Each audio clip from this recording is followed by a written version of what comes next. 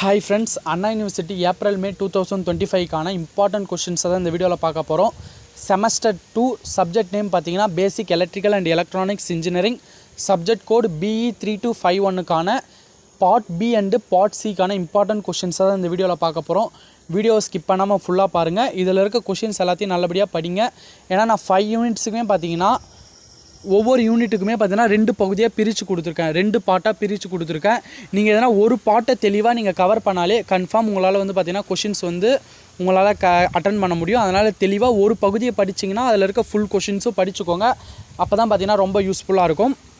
இதில் இருக்க எல்லா கொஷின்ஸ் 5 யூனிட்டுக்கான இம்பார்ட்டன்ட் கொஷின்ஸ் இருக்குது, தெளிவாக படிச்சுக்கோங்க. மறக்காமல் நம்ம யூனிவர்சிட்டி லேர்னர்ஸ் தமிழ் சேனலை சப்ஸ்கிரைப் பண்ணி வச்சுட்டு நீங்கள் நெக்ஸ்ட்டு என்ன சப்ஜெக்ட்டுக்கு இம்பார்ட்டன்ட் கொஷின்ஸ் வேணுமோ கமெண்ட் பண்ணுங்கள், நான் அதை ரெடி பண்ணி கொடுக்குறேன். First unit 1 11th question பார்த்தீங்கன்னா Kirchhoff law, current law, voltage law, mesh analysis based problem, nodal analysis based problem. இது A part.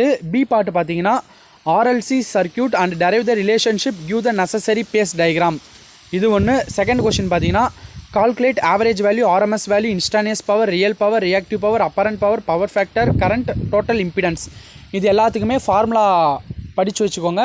உங்களுக்கு ஒரு RLC சர்க்யூட் கொடுத்துட்டு இதில் வந்து பார்த்தீங்கன்னா கொஞ்சம் இப்போ வந்து பவர் ஃபேக்டர் கண்டுபிடிங்க அப்படின்னு கேட்பாங்க. நீங்கள் அது ஃபார்முலா எழுதி நீங்கள் அந்த ஆர்எல்சி சர்க்யூட்லேருந்து வேல்யூஸ் எடுத்து போட்டு நீங்கள் கண்டுபிடிச்சிடலாம்.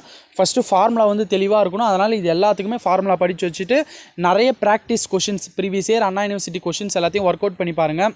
Find the form factor of the half wave rectified sine wave. இது வந்து வெரி இம்பார்ட்டன்ட் கொஷின்ப்பா.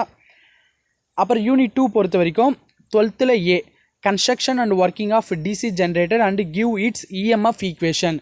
இஎம்எஃப் ஈக்குவேஷனையும் சேர்த்து படிச்சுக்கோங்க. அதுவும் வந்து பார்த்திங்கன்னா உங்களுக்கு டேரெக்டாக 13 மார்க்கும் கேட்பாங்க, அப்படின்னா சப் டாப்பிக்காக பிரித்து கேட்பாங்க. ஒரு 6 மார்க் 7 மார்க்காக கூட கேட்கலாம். அப்போ இஎம்எஃப்பும் கேட்கலாம், இல்லை டேரெக்டாகவும் இஎம்எஃப் கேட்கலாம். அதனால் பார்த்துக்கோங்க. அப்புறம் working and construction of DC motor and it application and torque equation. இந்த ரெண்டு கொஷினை தெளிவாக பார்த்துக்கோங்க. அப்படி இல்லைன்னு பார்த்தீங்கன்னா transformer related problems, 3 phase induction motor, construction working of transformer, இந்த 3 கொஷின். அப்புறம் யூனிட் 3 பொறுத்த வரைக்கும் 13th A பார்ட் பார்த்தீங்கன்னா explain semiconductor materials, silicon and germanium, PN junction diode, Zener diode, BJT bipolar junction transistor. இந்த 4 கொஷினையும் தெளிவாக படிச்சுக்கோங்க. அப்படி இல்லைன்னு பார்த்தீங்கன்னா rectifier, half wave rectifier, full wave rectifier பார்த்துக்கோங்க. அப்புறம் மாஸ்ஃபெட் கன்ஸ்ட்ரக்ஷன் ஒர்க்கிங், அதேமாதிரி IGBT construction working, JFET construction working, இந்த கொஷின்ஸ் பார்த்துக்கோங்க. அப்புறம் யூனிட் 4 பொறுத்த வரைக்கும் இதில் பார்த்தீங்கன்னா ஒரு 3 கொஷின்ஸ் தான் இருக்கும், அதனால் 3த்தையும் படிச்சுக்கோங்க. Error detection and correction codes, combination logic circuit அப்படின்னு கேட்டுருவாங்க. உங்களுக்கு அது ப்ரொசீஜரும் கேட்பாங்க. ப்ரொசீஜர் கேட்டாங்கன்னா ப்ரொசீஜர் எழுதுங்க. அப்படின்னா காம்பினேஷன் லாஜிக் சர்க்யூட் எக்ஸ்பிளைன் பண்ண சொன்னாங்கன்னா நீங்கள் half way adder, full adder, multiplexer, demultiplexer அந்த மாதிரி எதனா ஒரு 2 எடுத்து கூட நீங்கள் வந்து பார்த்தீங்கன்னா எக்ஸ்பிளைன் பண்ணிட்டு போயிடலாம். ஆஃப் வேவ், ஃபுல் வேவ், அதாவது ஆஃப் ஆடர், ஃபுல் ஆடர், அதை பார்த்துக்கோங்க. அப்புறம் தேர்டு பார்த்தீங்கன்னா K map, confirm K map ரிலேட்டடாக ப்ராப்ளம்ஸ் வந்து கேட்பாங்க. அதனால் எஸ்ஓபி பார்த்துக்கோங்க, பிஓஎஸ் பார்த்துக்கோங்க, டோன்ட் கேர் கண்டிஷனில் பார்த்துக்கோங்க. அப்படின்னா டேபிள் ஃபார்மேட்டில் கொடுத்துட்டு அதுலேருந்து கே மேப் கண்டுபிடிக்க சொல்லியும் கொஷின்ஸ் வந்து இருக்குது. Previous year Anna university question பேப்பரை பாருங்கள், போன வருஷமே கேட்டிருந்தாங்க.